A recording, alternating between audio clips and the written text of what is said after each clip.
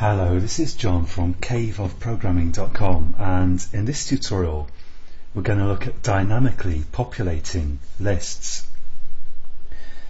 In the last tutorial we created a list like this, and this is statically populated from strings that exist here. There's like a string array here in the strings.xml, and the values are kind of hard coded into a list here. But often what you want to do with a list is you want to populate it with the results of some kind of query or something. And I'm sure we'll touch on that again later, but we'll take the first important step there by populating this list with using like programmatically instead of using hard-coded values. So I'm going to go into my layout here. So let's go to activity main.xml, and I'm going to get rid of this Android entries option here. So let's get rid of this, and I still want to use those entries actually, so I'm going to just retrieve that array of strings as an actual Java array here in my set list listener code. So to do that, I'm going to say here string array, and let's call this string array values, and I'm going to use a method of activity called get resources.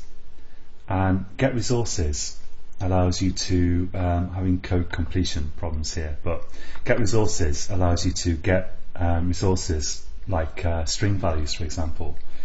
And I'm going to use a method that actually returns a resources object, I think it is. If I hover the mouse over here, it returns resources object. And I'm going to just use method chaining here rather than declaring a separate resources object. And I'm going to say get string array. And to get string array, I just pass the value from r.java, so r.array.list options is the name that I gave to the array in strings.xml, and that will get me a literal array of strings.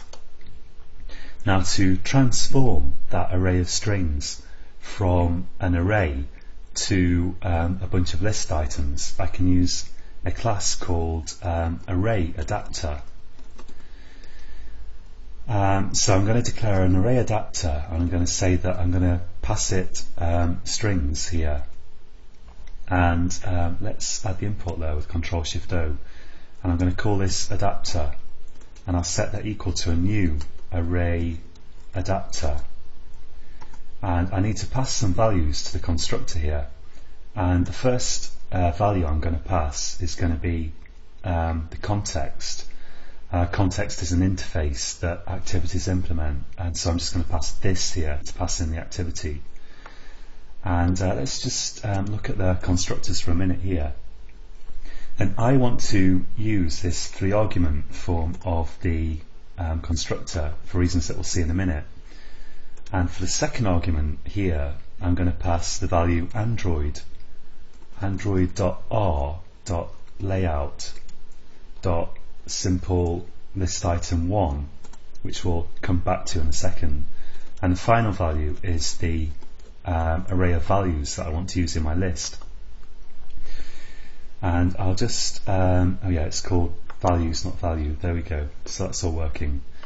And then we'll return to this in just a second, but what I'm going to do now is, once I've got my list, I'm going to say list.setAdapter.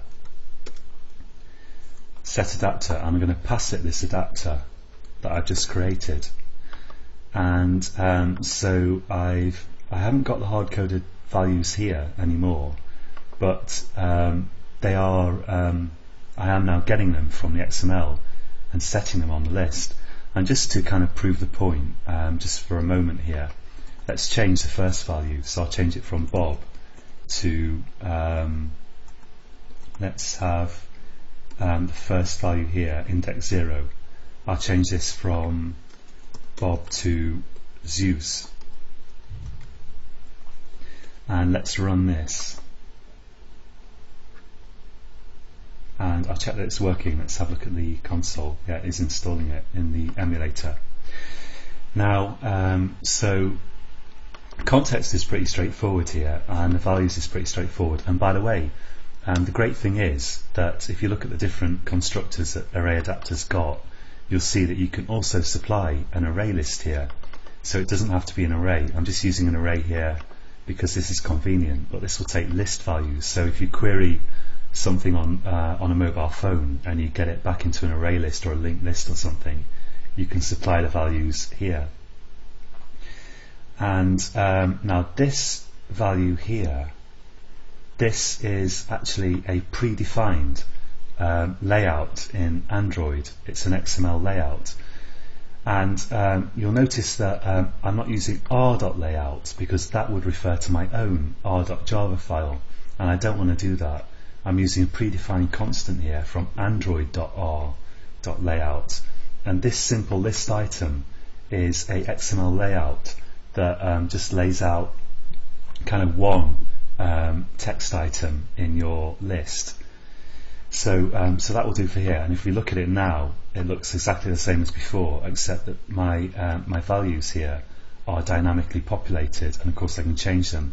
And as I say, I could use an array list that I've created myself here instead of this array. So that's it for this tutorial, and in the next tutorial we're going to look at how you can actually create your own array adapter, and you can put all kinds of fancy things as items into your list, and you can lay out your list items however you want and use icons and things like that. So we'll look at that in the next tutorial, and that's it for this time, and until next time, happy coding.